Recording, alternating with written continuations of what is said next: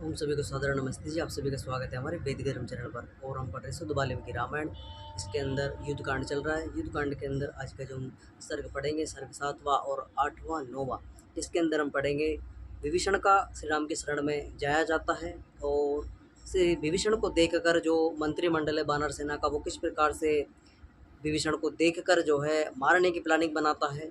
और हम पढ़ेंगे किस प्रकार से श्री राम को सुग्रीव आदि के द्वारा समाचार दिया जाता है कि भाई शत्रु का भाई, रावण का भाई विभीषण आया है और शरणागत होने की बातें कर रहा है कि मुझे अपनी शरण में ले लीजिए और मेरा समाचार जो है जाकर श्री राम को दीजिए। और किस प्रकार से विभीषण जो है वो विमान के द्वारा वहाँ पर पहुँचता है 4 राक्षसों को लेकर अपने साथ में। और यहाँ पर जो है विभीषण को किस प्रकार से श्री राम के द्वारा विचार विमर्श करके अपनी शरण में लिया जाता है, उसको भविष्य का राजा भी घोषित किया जाता है।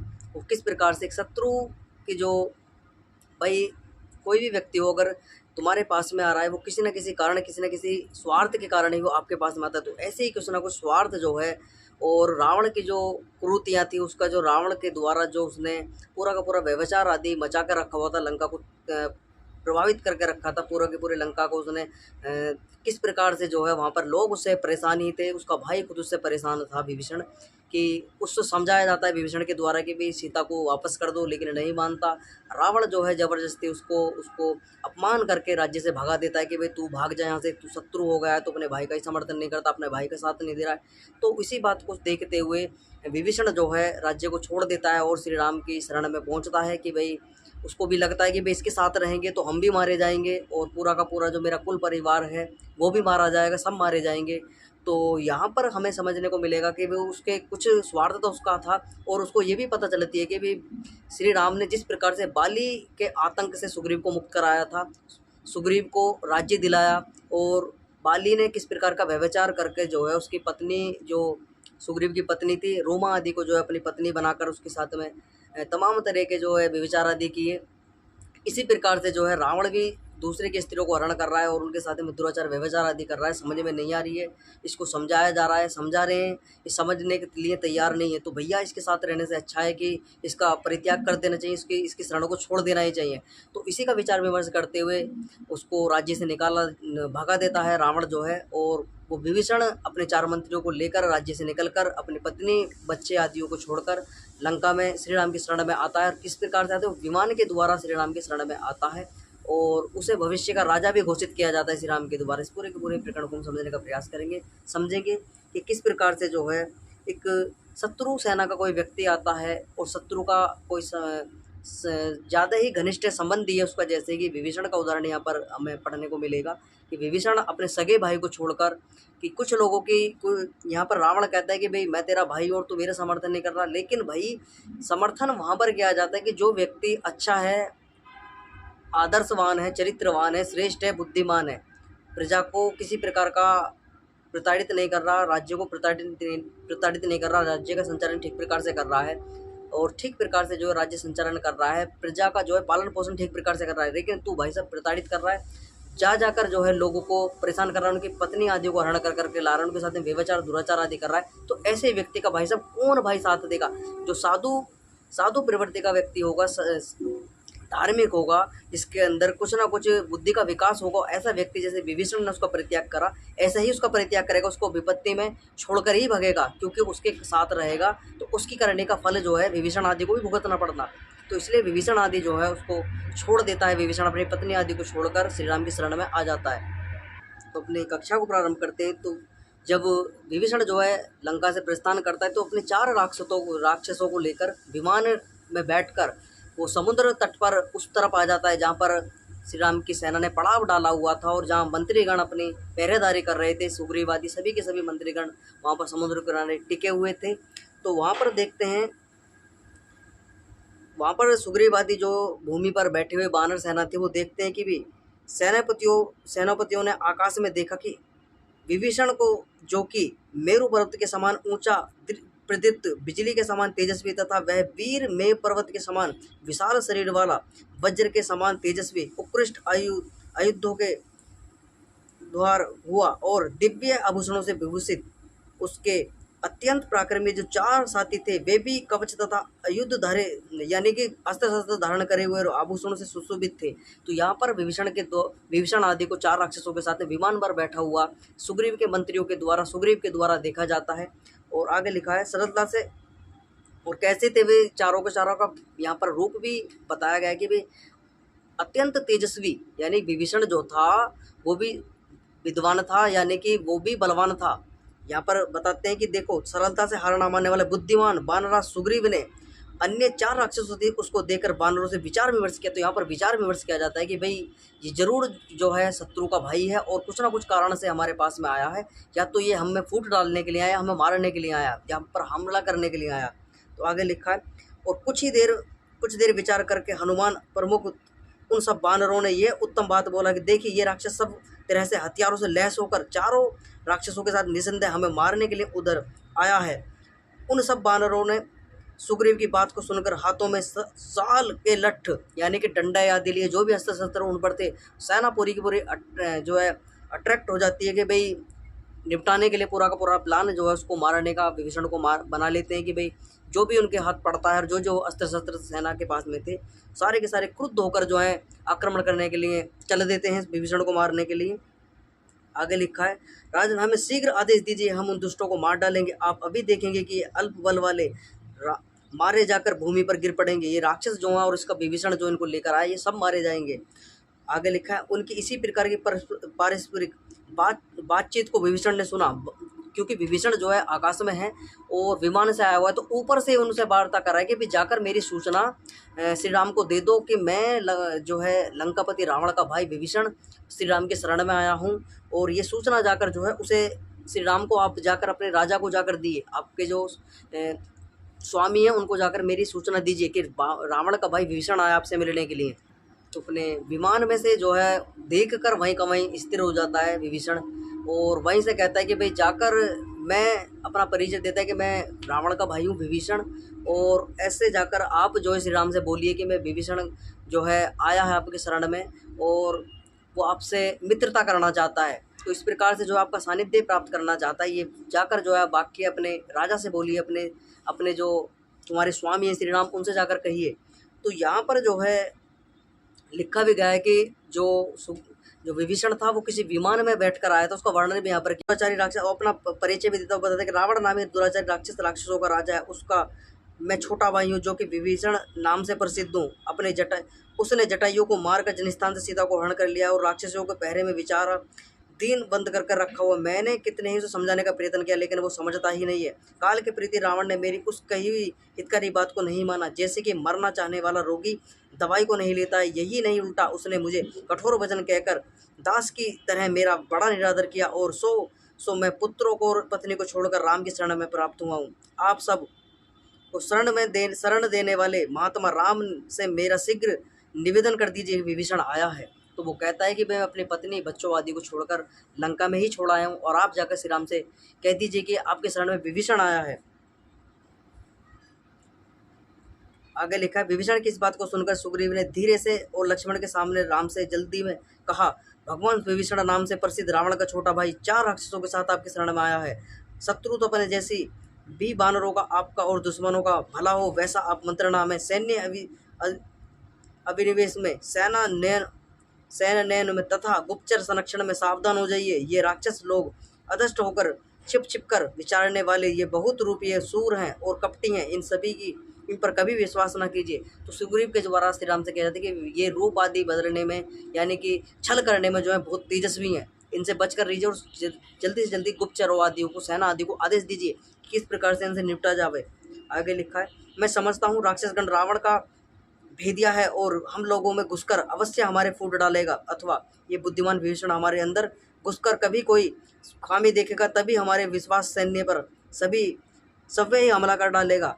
जंगली आगे यहाँ पर सुग्रीव के द्वारा बहुत सारी बातें श्री राम से की जाती कि भाई ये जो हमारी वानरी सेना है, परंपरागत सेना तथा नौकरी देकर रखी हुई सेना, ये सब प्रकार की सेना तो गया है, परंतु पक्ष यानी शत्रु पक्ष की सेना कभी ग्रह नहीं है प्रभु। यह प्रकृति राक्षस और दुश्मन का भाई उस पर शत्रु पक्ष से आया हुआ है। वो बताता है कि भी प्रकृति से राक्षस है और दुश्मन की सेना से आया हुआ है। इस पर विश्वास किया जा सकता, इस पर विश्वास नहीं किया जा सकता। आप उस विभीषण को रावण से ही भेजा हुआ समझिए। ठीक कर्म करने वालों में श्रेष्ठ राम, मैं तो इसे कैद कर लेना ही ठीक समझता हूँ। ऐसा निष्पाप मैं समझता हूँ कि ये छापे छद्म वेशधारी राक्षस आपको विश्वास में लाकर आप पर प्रहार करने के लिए भेजा हुआ है। कपट बुद्धि में आया है जिसका कभी कोई ख्याल नहीं था।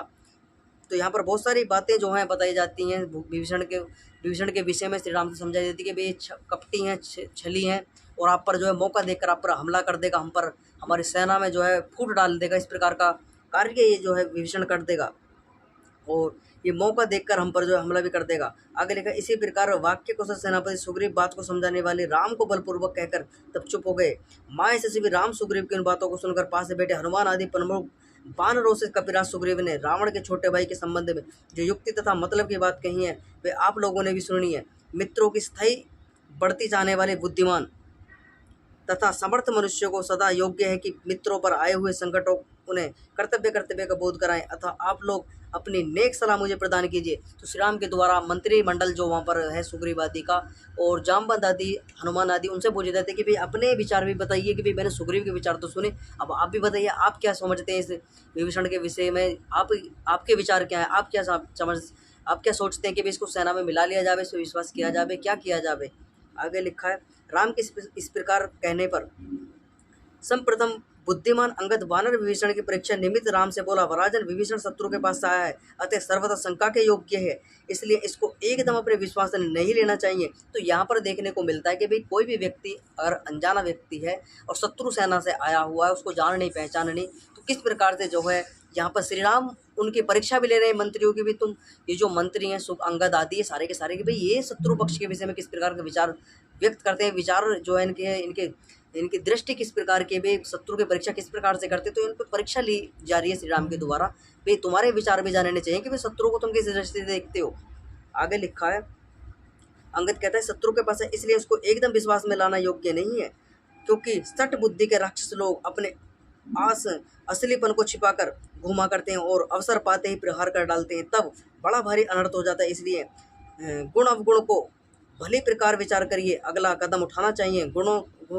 गुणों को हो तो मिलाना चाहिए और अवगुण हो तो अलग कर देना चाहिए। राजन, यदि विभीषण में कोई बड़ा दोष दिख पड़े तो बिना सोच संकोच से उसे छोड़ देना चाहिए, यानी कि उससे मित्रता नहीं करनी चाहिए, उसको उससे किसी प्रकार की संधि, किसी प्रकार की मित्रता, किसी प्रकार की शरणागत उसको नहीं रखना चाहिए। आगे लिखा है, तत्पश्चात सर्व ने सोचकर युक्तियों की बात कही।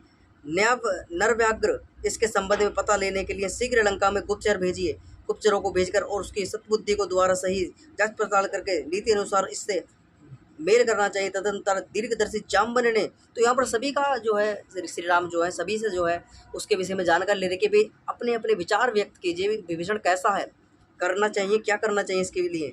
आगे लिखा है, अब यहाँ पर जो है जामवंत जी कहते हैं कि ये विभीषण हमारे कट्टर शत्रु तथा पापी राक्षस राज रावण के पास से अनुपयुक्त देश काल में स्वामी के संदेश के बिना शत्रु के देश में आना अनुपयुक्त देश है, और स्वामी की संकट वेला में उसे छोड़कर आना अनुपयुक्त काल है आया है, इसलिए इसे सर्वथा सावधान ही रहना चाहिए। तो यहाँ पर जो है जामवंत जी के द्वारा कहा जाता है कि भाई अपने भाई आदि को छोड़कर आया, संकट की विपत्ति है, उसको संकट में छोड़कर आया है और पता नहीं किस नियत से आया है, तो इसलिए सर्वथा इससे सावधान ही रहना चाहिए। तो ऐसा जामवंत जी के द्वारा कहा जाता है। आगे लिखा है, इसके बाद नीति अनित विवेचना में दक्ष महेंद्र में सोच विचार कर दृढ़ता के साथ अत्यंत युक्ति बात कही। राज्यों के राजा यह असली रावण का छोटा भाई विभीषण है, अतः इससे मधुरता पूर्वक धीरे अजनबी मनुष्यों के द्वारा असलियत पूछिए। नरश्रेष्ठ तब इसके अभिप्राय को समझ लेने के बाद इसे दुष्ट अथवा अदुष्ट होने का विचार करके फिर आप तदनुसार कार्य कीजिए। तत्पश्चात भली प्रकार सुलझे हुए उत्तम सचिव हनुमान ने संक्षेप स्पष्ट अर्थ वाली तथा मधुर बात कही। तो यहाँ पर हनुमान जी के द्वारा भी विचार विमर्श करके अपनी बातें जो है किए जाते हैं, किस प्रकार का बुद्धि यहाँ पर अपनी दिखाई जाती है, बुद्धिमत्ता यहाँ पर हनुमान जी के द्वारा दिखाई जाती है। वो कहते हैं कि देखो हे स्वामी, आप बुद्धिमानों में उत्तम बुद्धिमान हैं, शक्ति संपन्न है, सम्मति देने वालों में श्रेष्ठ हैं, अतः आपको सम्मति देता हुआ बृहस्पति भी बढ़ चढ़ के बात नहीं बना सकता। राजन में ना कोई बात तर्क के कौशल को दर्शाते हुए के लिए कहूँगा, ना सचिवों की सर्पदा पढ़कर कहूँगा, ना अपने अपने को और दूसरों से बड़ा जताने के लिए कहूँगा और ना किसी कामना के वशीवर्त होकर कहूँगा, अपितु राम में सिर्फ कार्य के महत्व को ध्यान रखकर यथार्थ बात ही कहूँगा। तो यहाँ पर बड़ी सोच विचार कर हनुमान जी के द्वारा अपनी बुद्धिमत्ता का परिचय यहाँ पर दिया जाता है। वो कहते हैं, देखिए आपको सचिवों में गुण अवगुणों के संबंध में जो कुछ कहा है उसे मैं दोष देखता हूँ, क्योंकि उसमें काम तो सिद्ध नहीं होता, बिना कोई काम सौंपे किसी के सामर्थ्य का पता नहीं लगाया जा सकता, और फिर सहसा काम सौंप देना भी मुझे ठीक नहीं जान पड़ता। आपके सचिवों ने युक्त बात समझकर जो गुप्तचर भेजने की बात कही है उससे तो अभिप्राय पूर्ति की असंभवता के कारण कोई लाभ जान नहीं पड़ता। आगे लिखा है, क्योंकि छिपी हुई बात का भेद लेने के लिए गुप्तचर भेजा जाता है, परंतु यहाँ तो विभीषण ने खुद इस बात का बतला दिया है कि वह विभीषण अनुपयुक्त देश काल में आया है, यानी कि आपत्ति काल में आया है। वो किसी प्रकार का संदेश आदि लेकर नहीं आया है, वो किसी का दूत नहीं है, दूत बनकर नहीं आया है। आगे लिखा है, बात कही उसके संबंध में अपनी बुद्धि अनुसार यह कहना चाहता हूँ, ध्यान से सुनिएगा।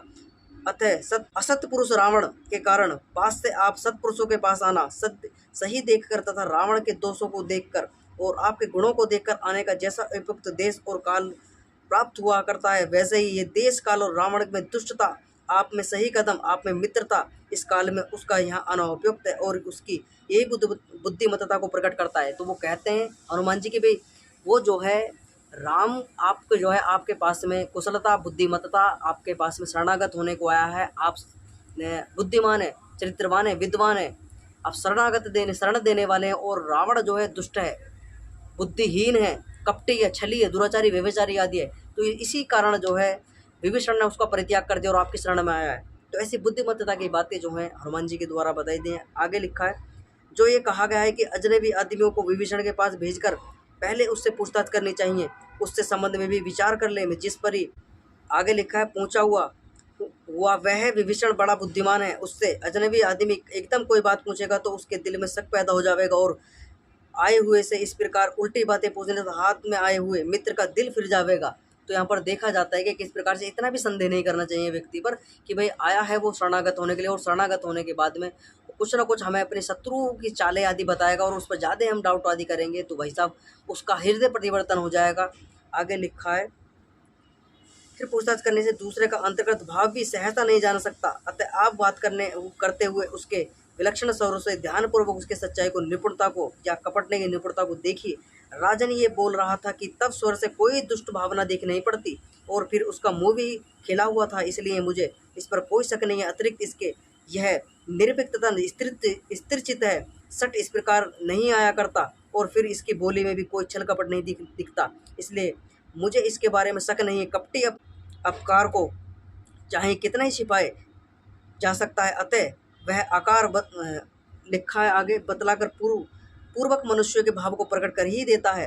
कार्य कुशलों में श्रेष्ठ देश काल के उपयुक्त काम को जब क्रियात्मक रूप से कर ही दिया जाता है तब ये उससे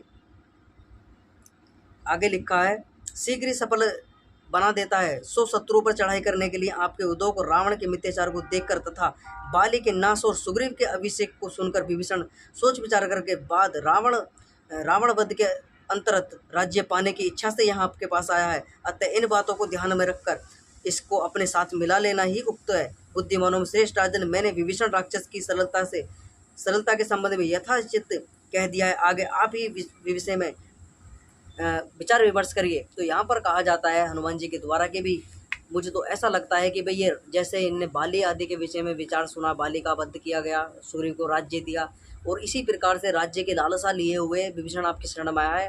रावण मरेगा, मुझे राज्य मिलेगा, और उसके दुराचार व्यभिचार आदि को देखकर उसके साथ में रहेंगे तो भैया हम भी मारे जाएंगे, ये भी शंका हो सकती है। ये भी इसी कारण अपनी जान की जोखिम में ना पाड़ता हुआ अपना उसकी जान की सुरक्षा चाहता हो, अपने परिवार आदि की सुरक्षा चाहता हो, आपकी शरणागत हुआ है। तो ऐसा विचार विमर्श जो है आप करिए, जैसा आपको उचित लगता है वैसा आप निर्णय लीजिए। आगे लिखा है, मंत्रियों से विचार विमर्श करने के बाद में अंतिम निश्चय बहुत दुर्जय राम मारुत पुत्र हनुमान की बात को सुनकर प्रसन्नचित्त हुए और अपने अंदर की बातें बोले। मित्रों, विभीषण के संबंध में मेरी भी कुछ वक्तव्य है, परंतु मैं उस सबको कल्याण में स्थित आप लोगों के साथ मिलकर सुनाना चाहता हूँ। मेरा कहना यह है कि जो मित्र भाव से मेरे पास आया है उसे मैं किसी भी हालत में न ठुकराऊँ, भले ही उसमें कोई खराबी भी हो, क्योंकि शिष्ट पुरुषों का यही सम्मानित कर्म है। राम के इस प्रकार कहने पर वानरसेन सुग्रीव ने अपनी ही उस पहली बात को दोहराकर और फिर सोच विचार कर उनसे बढ़कर बात की, वह दुष्ट हो या श्रेष्ठ हो, पर यह कैसा राक्षस जो कि ऐसे संकट में पड़े भाई को छोड़ दे, ऐसी हालत में उसका कौन होगा जिसको वह छोड़ न देगा।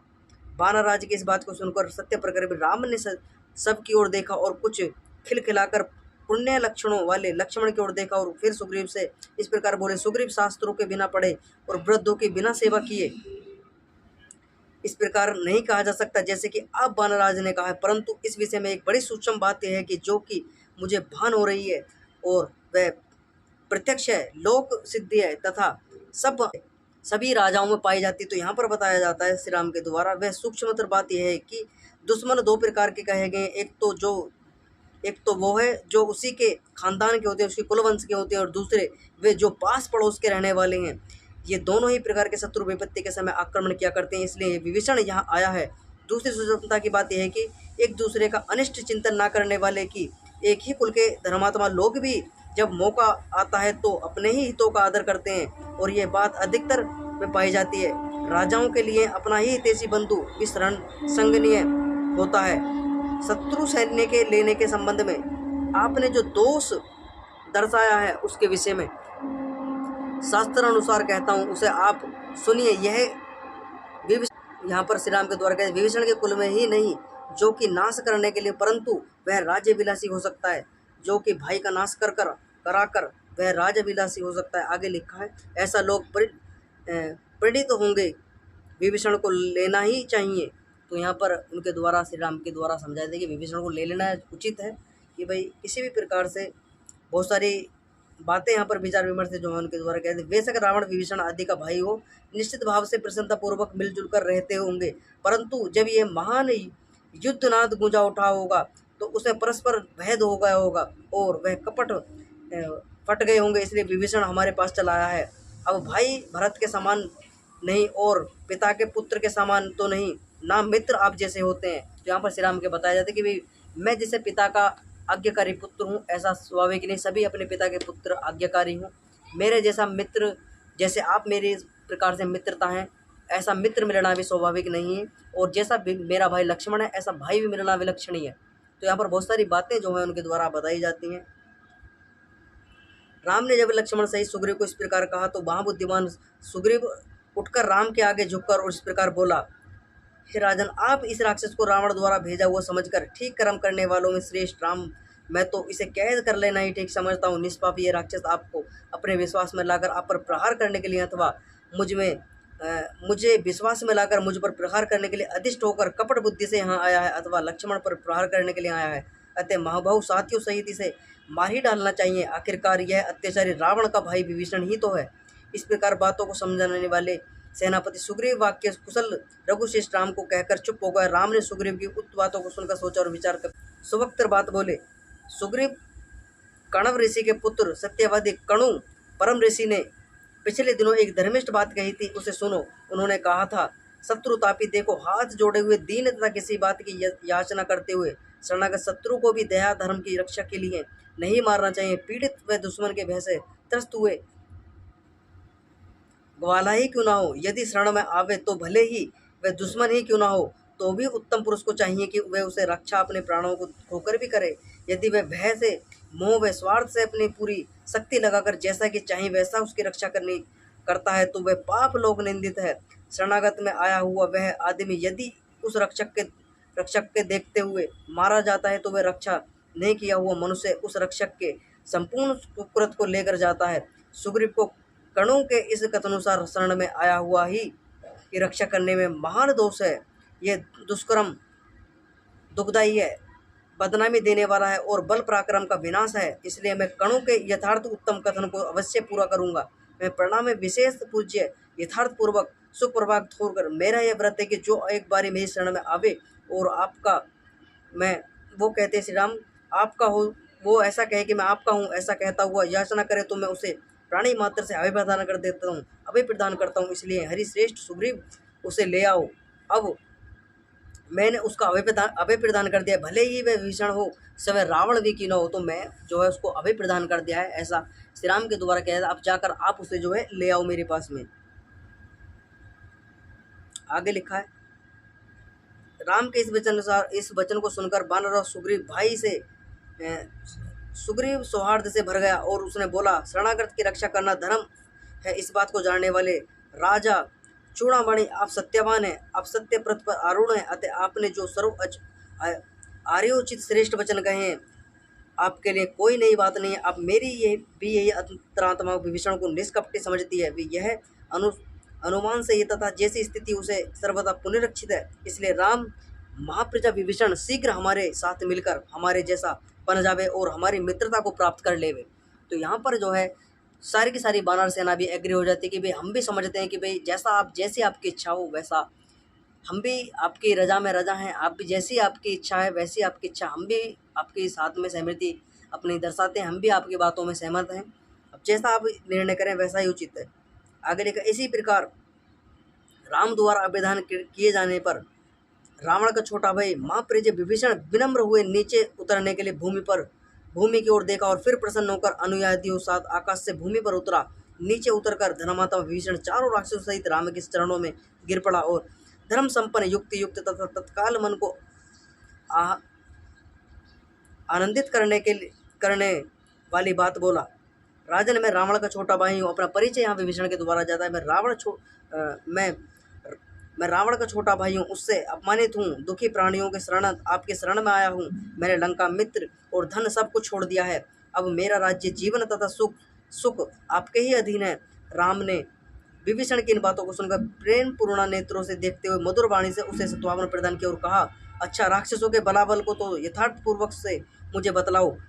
तब कभी दुखदायी काम न करने वाले राम के इस प्रकार पूछने पर विभीषण ने रावण के संपूर्ण बल को बतलाना प्रारंभ किया और राजपुत्र परमात्मा के अनुरुद्ध से रावण गंधर्व, नाग, पक्षी आदि सभी जातियों से अद्वितीय है। रावण का छोटा भाई कुंभकर्ण, जो कि मेरा जेठा भाई है, बड़ा पराक्रमी, महातेजस्वी है और युद्ध में इंद्र का मुकाबला करने वाला है।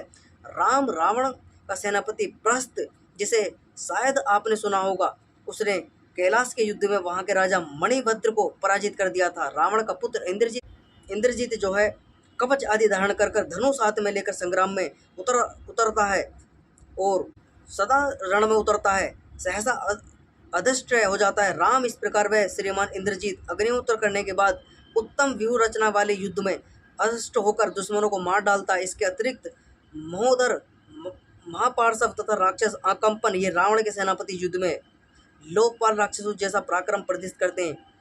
मांस शोषणित खाने पीने वाले बहुरूपीय लंका निवासी राक्षसों के हजार के 10 दल हैं। इन 10 दलों के साथ लेकर महाकाय रावण ने लोकपालों से युद्ध किया था और देवों सहित उन सबको परास्त कर दिया था। तो यहाँ पर विभीषण पूरा का पूरा वृत्तांत बताता है कि उन्होंने भाई साहब जो विद्वान लोग हैं, यानी कि जो देवता लोग हैं, उनको भी परास्त कर दिया रावण ने। राक्षस, मांसाहारी राक्षस जो इनको लेकर रघुश्रेष्ठ राम ने विभीषण की इन बात सबको खूब अच्छी प्रकार से तरह सोच विचार कर और फिर बोले, विभीषण, तुमने रावण के जो पहले के कार्य वृत्तांत सुनाए हैं, मैं उनको यथार्थ जानना चाहता हूँ। रावण को परास्त तथा पुत्र इंद्रजीत सहित मारकर तुम्हें राजगद्दी पर बैठाऊंगा। मेरी इस सत्य बात को सुन लो। रावण चाहे नदी के नीचे छुप जावे, समुद्र में छुप जावे, आकाश में छुप जावे, पाताल में छुप जावे, कहीं भी छुप जावे। आगे लिखा है, चाहे बड़े बुजुर्गों की शरण में चले, विद्वानों की शरण में चले जावे, देवताओं की शरण में चले जावे, परंतु वे मेरे से जीवित नहीं छूट सकता। मैं अपने तीनों भाइयों की शपथ खाकर कहता हूँ कि रावण को युद्ध में पुत्रों, मित्रों, बांधवों सहित मारूंगा।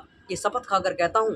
ये राम जो है अपने भाइयों की शपथ खाकर जो है विभीषण से कहते कि आप निसंकोच रहो, आपका भाई रावण को जरूर मैं मारूंगा और भाइयों की शपथ खाकर कहता हूँ उसको जरूर मारूंगा, कोई बचाने वाला नहीं है। आगे लिखा है, बंधुओं सहित बिना मारे अयोध्या प्रवेश नहीं करूंगा। कल्याणकारी कर्म करने वाले राम के इस वचन को सुनकर धर्मात्मा विभीषण ने सिर से उनकी पदवंदना करके कहना प्रारंभ किया, राजन, मैं राक्षसों के वध में और लंका के जीतने में प्रणागत से आपकी सहायता करूंगा और रावण की सेना में अंदर पहुंचूंगा अथवा उसे छिन्न भिन्न कर दूंगा। विभीषण के ऐसा कहने पर राम ने उसका आलिंगन किया और प्रसन्न होकर लक्ष्मण से कहा, महान दाता लक्ष्मण, अच्छा, समुद्र से जल ले आओ और उसे महाबुद्धिमान विभीषण को राक्षसों का राजा मानकर शीघ्र राज्याभिषेक कर दो। मैं इसे बहुत प्रसन्न हूँ, उसे और भविष्य का राजा घोषित करता हूँ। तो यहाँ पर जो है श्री राम के द्वारा विभीषण को कहा जाता है कि भाई देख, मैं तेरी बातों से बड़ा प्रसन्न हूँ और आज से जो है रावण को तो मरा जान, उसको बंधु बांधवों सहित जो भी उसका साथ देगा, जो भी उसको समर्थन करेगा, वो सभी के सभी मारे जाएंगे। और जो मेरी शरण में आ जाएगा उसको छोड़ दूंगा मैं। जो मेरी शरण में आ जाएगा, जो सत्य को धारण करेगा, धर्म का साथ देगा, धर्म को धारण कर लेगा, उसको अभय प्रदान कर दूंगा, उसको जीवन प्रदान कर दूंगा मैं। और जो जीवन जीवन प्रदान करूंगा, और जो रावण का साथ देगा उसको मृत्यु निश्चित है, उसको मारू जाऊंगा, उसको बंधु बांधवों सहित मारूंगा।